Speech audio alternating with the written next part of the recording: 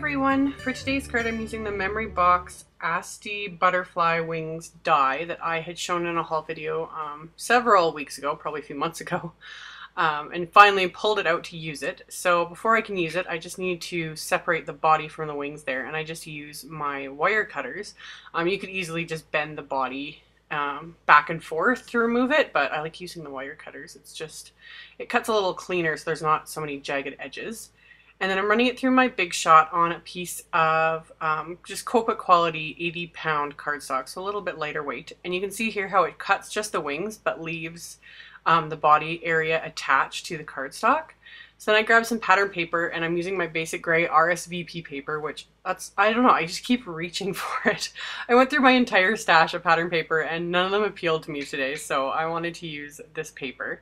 And then I decided to give a little more definition to the wings, so I'm just using a sponge dauber and Memento's Angel Pink ink and just sponging the ink onto the edges of the wings here. So really, really simple. I didn't want to put too much detail on it because I kind of like the simplicity of this die. So to adhere the pattern paper, I just put a really light amount of adhesive around the outside of the die cut here on the back of the cardstock. And yeah, small amount because you don't want it oozing out. And then I just put a bit more adhesive just around the very outside edge of this pattern paper, which I'd already made sure was larger than the die cut. And then I've got it adhered there, and then you can see the pattern paper kind of peeking out, but I'm going to enhance that a bit more in a little bit. For my sentiment, I'm using my Big Words and Handy Edition stamp sets. So for the big words, I'm inking up this one word with the same Angel Pink ink and using my stamp positioner to get it lined up onto the cardstock here. And I'm going to stamp that, and then I'm going to do the same thing with the little Handy Editions. And I'm going to ink that one up with my Hero Arts black ink and use the stamp positioner again, so I've got it all nice and straight. And then just stamp that slightly below the Enjoy.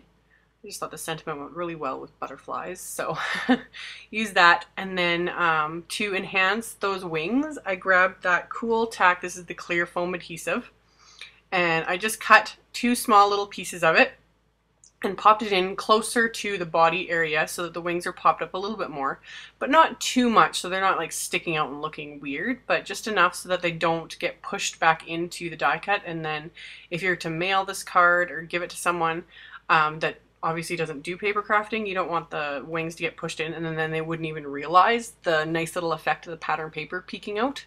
So once I did that, I just adhered the body, which I die cut from some black cardstock. And then to go along with this, I pull out my these are the old Martha Stewart Butterfly Punch, classic Butterfly Punch, and I think the other one's the Butterfly Trio, I think it was called. I got these years ago. I've had them forever.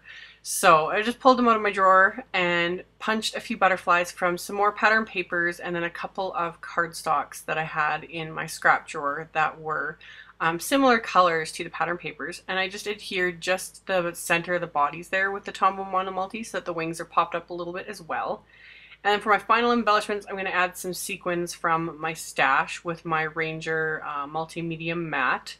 And I just pick up the sequins with my little quick stick so that it releases quite easily. So I can pick them up, dab them in the adhesive, and then get them into place. And then once that adhesive dries, these sequins are stuck down really well.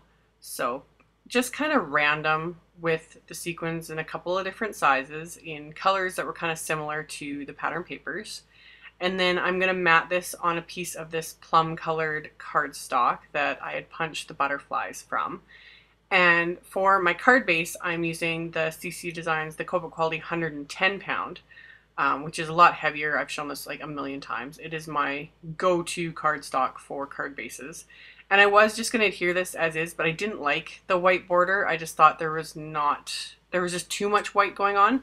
So I grabbed another pattern paper from the pack, this kind of aqua grass cloth texture kind of paper. Really pretty, and I thought it was just subtle enough to give a little bit more definition so it wasn't just a plain white card base.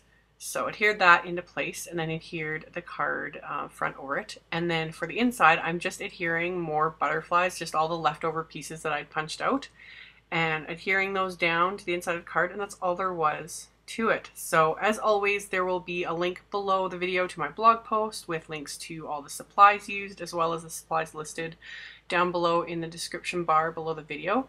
Thank you guys so much for watching and thumbs upping and subscribing to my videos, and I will see you all in the next one. Bye!